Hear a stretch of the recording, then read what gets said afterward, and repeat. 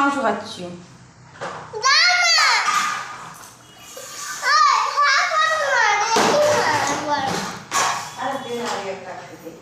আমি মাংস খাচ্ছি,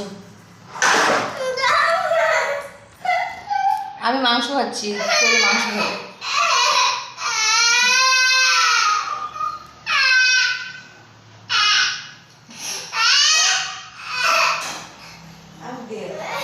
তুই কি খাবি? মাংস কিসের, চিকেন না মাটন? মাটন, মাটন খাবি? হাড্ডি খাবি না নরম মাংস খাবি?